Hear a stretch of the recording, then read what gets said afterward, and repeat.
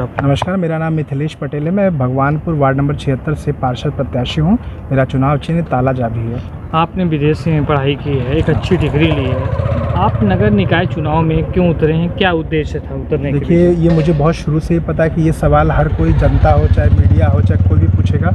मैं भी एक पत्रकार हूँ, विदेश से मैंने डिग्री ली है, MBA मैंने किया है, बीटेक भी किया हुआ है। तो मैं यहाँ पे सबसे सिंपल तरीके से एक आम भाषा में बताना चाहता हूँ कि किसी भी समाज में फैली हुई कुरीतियों को या किसी भी समस्याओं को ख़त्म करने के लिए जब तक हम जड़ से उस चीज़ नहीं काम करेंगे, नहीं समाप्त करेंगे, हम ऊपर से भारत में कोई पूरे एक नेशनल लेवल पे, स्टेट लेवल पे कोई कानून या पॉलिसी बनाकर हम एक ग्राउंड लेवल पे चीज़ों को समाप्त नहीं कर सकते। तो ग्राउंड लेवल पे समाप्त करने के लिए हमें ज़मीनी राजनीति से शुरू करनी पड़ेगी। तो मैं बता दूँ, शायद आपको पता भी होगा कि मैं एक पेशे से न्यूज़ बकेट नाम की मैं संरक्षक और प्रकाशक भी हूँ। तो मैंने जब चीज़ों को जाना, समझा और समाज में फैली कुरीतियों को जाना, तो मुझे लगा कि एक ग्राउंड लेवल से जब राजनीति में मैं शुरुआत करूँगा तभी मैं उन चीज़ों को समाप्त कर पाऊँगा।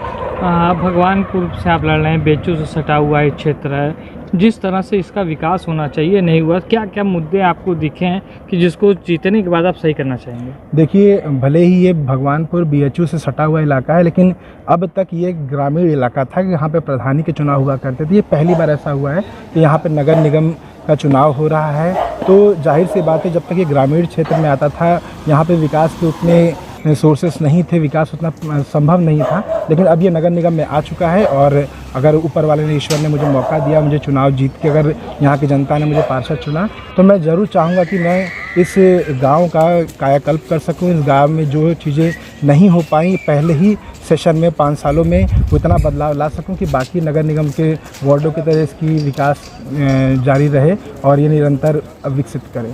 बाढ़ का क्षेत्र भी है, आप घूमे होंगे, कई समस्याएं भी लोग आपसे जनता ने शेयर किया, क्या क्या समस्याएं बताई जनता ने? देखिए, यहाँ ये क्योंकि गंगा किनारे होने की वजह से बाढ़ की समस्या तो यहाँ हमेशा बनी रहती है और वो संभवतः आने वाले कुछ वर्षों तक बनी भी रहेगी जब तक यहाँ पे पूर्ण तरीके से विकास नहीं हो जाते हैं। लेकिन अगर यहाँ पे कोई पार्षद प्रत्याशी जो यहाँ पे चुनाव जीतता है, यदि भगवान ने, ईश्वर ने, यहाँ की जनता ने मुझे यहाँ पे अगर मौका दिया, मुझे जितवाया, तो मेरा प्राथमिक कार्य ये होगा कि मैं सरकार की जो योजनाएं बाढ़ को लेकर हैं, उन योजनाओं को धरातल पे, मतलब ज़मीनी स्तर पर लागू हो अच्छे तरीके से, ताकि वो लोग जितना मतलब उससे पहले सेफ हो सकें। देखिए, वो एक दिन में कोई काम ऐसा नहीं होने वाला है कि वो समाप्त हो जाएगा, लेकिन हम कोशिश करेंगे कि सरकार की योजनाओं को इस तरह लागू किया जाए कि वो धीरे धीरे वो उससे सॉल्यूशन हम लोग ढूंढ सकें।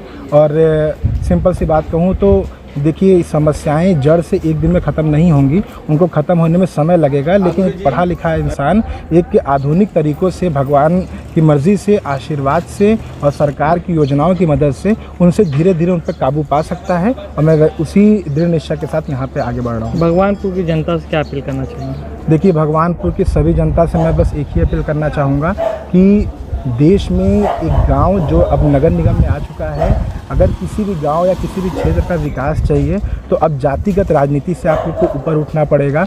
हिंदू मुस्लिम हो, चाहे एक छोट बिरादरी, बड़ी बिरादरी, इन सबको न देखते हुए आप शिक्षा और योग्यता के अनुसार वोट करें और अपने ऐसे प्रत्याशी को चुनें जो आगे चलकर आधुनिक अपनी शिक्षा से, अपनी आधुनिक योजनाओं से, सरकार की योजनाओं को आप तक पहुंचा सके और आपके क्षेत्र का विकास सुनिश्चित